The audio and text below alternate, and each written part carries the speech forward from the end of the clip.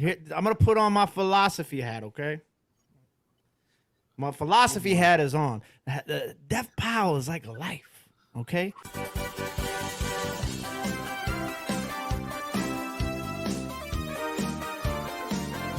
Is it good to have a death pile, Leroy?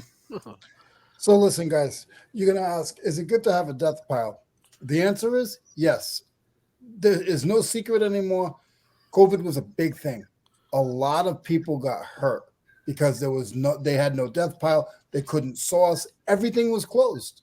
My flea markets were closed for about 6 weeks, but I had a death pile. So I'm going to give a short answer of that. Yes. Jimmy's going to tell you the exact opposite because he don't have one. No, if you're full-time, it's good. You should have one. If you're a full-time reseller and you're listing daily, you should have a death pile because when you go to list daily, you're not going to have anything if you don't have a death pile. So yes, I think if you're a full-time seller and this is your main income, then yes, you should have a death pile. If you're a part-time hobbyist, it's not necessary. You can go source and you can list everything right away. You can do that. I mean, it's fine.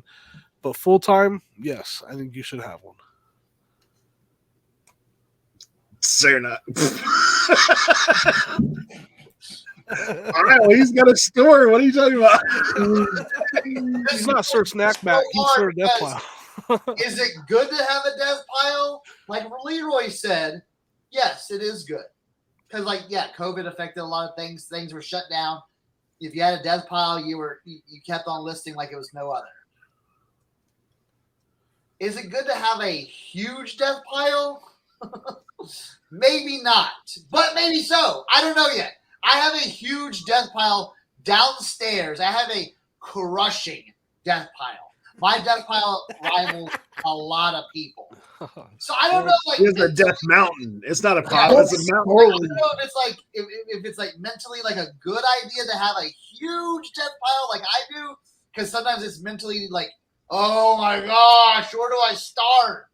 So it's maybe find a good balance in between not having a death pile and not having a crushing death mountain. Okay, so maybe you find something in between there.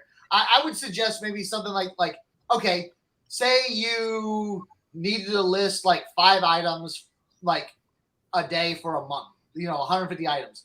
Maybe if you had 150 items in your death pile, maybe that's a good place to kind of be. Maybe 150 to 200, not 1,000 to 2,000. Yeah. My problem is I like buying more than listing. So this is a great time to interrupt this portion of our show and talk to you a little bit about the Death Pile Support Pig. You too can own your own Death Pile Support Pig who can sit graciously upon your death pile, backstock, however you like to refer to it, and remind you that it's okay. It's okay that you have a giant pile of clutter sitting in your garage, basement, shed, living room, wherever it may be. Death Pile Support Pig is there to support you in your endeavors. It can be found at ncpiggy.com.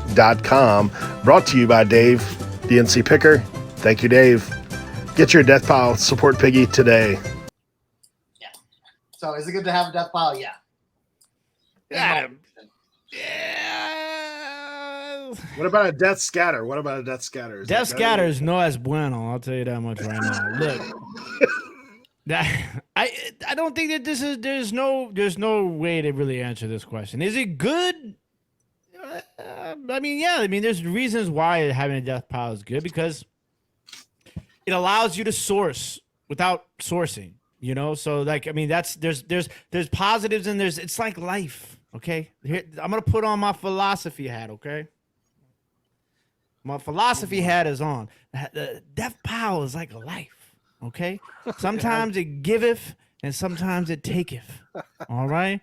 If you want to swim with the big fish, you might have to strap your boat to a death pile, okay?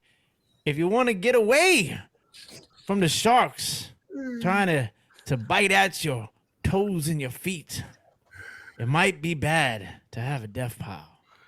You see here, there's no rhyme to the reason. There's no yes, there's no no. It could be good, it could be bad. You know, whatever floats your boat and finds the lost remote, as the great philosopher's outcast once said back in the ATL. Okay? But listen, I mean, I everybody's got a death pile or they don't have a death pile. You know, it can be good if the circumstances call for it. It can be bad because it can cause clutter. It can cause disorganization. It can cause stress. You know, the thing is as long as you're attacking your the death pile should be like a constant rotation, okay? Coming in, going out, coming in, going out. As long as your death pile isn't like, you know, hitting the hydraulics too much. Okay. You don't want your death pile to be like this. You know what I'm saying?